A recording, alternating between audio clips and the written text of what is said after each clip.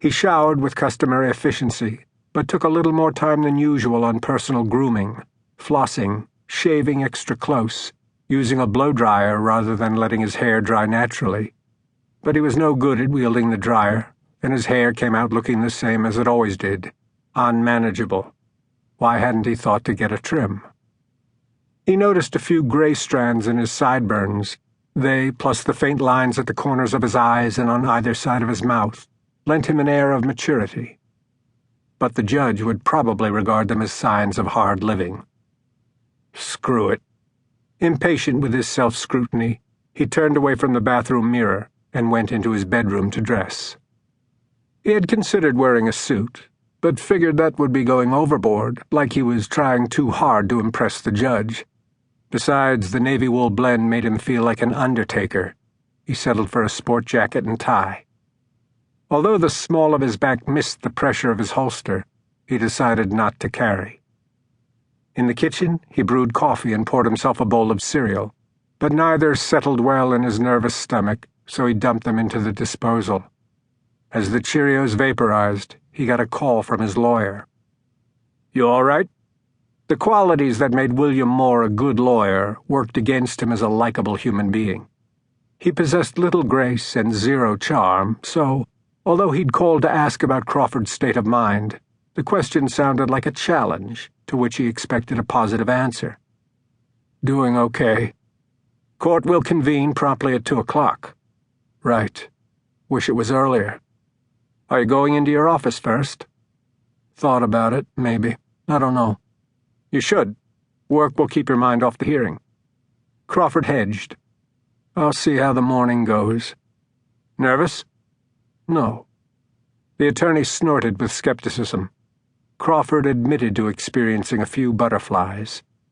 "We've gone over it," the lawyer said. "Look everyone in the eye, especially the judge. Be sincere. You'll do fine." Although it sounded easy enough, Crawford released a long breath. "At this point, I've done everything I can. It's now up to the judge, whose mind is probably already made up. Maybe, maybe not. The decision could hinge on how you comport yourself on the stand." Crawford frowned into the phone. "But no pressure. I have a good feeling. Better than the other kind, I guess, but what happens if I don't win today? What do I do next, short of taking out a contract on Judge Spencer? Don't even think in terms of losing." When Crawford didn't respond, Moore began to lecture.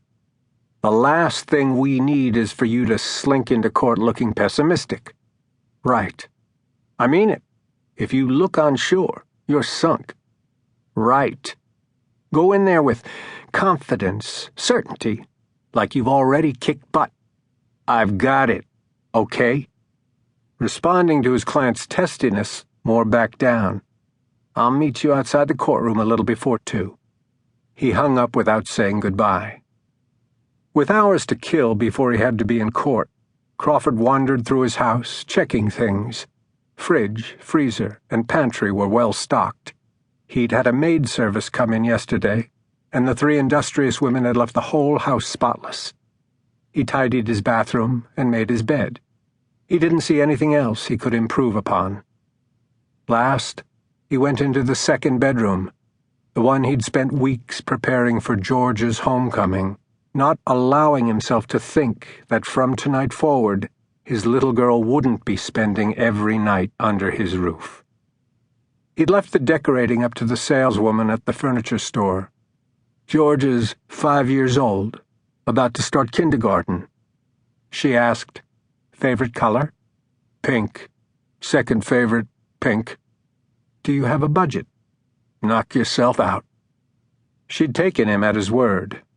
Everything in the room was pink, except for the creamy white headboard, chest of drawers, and vanity table with an oval mirror that swiveled between upright spindles. He had added touches he thought Georgia would like, picture books with pastel covers featuring rainbows and unicorns and such.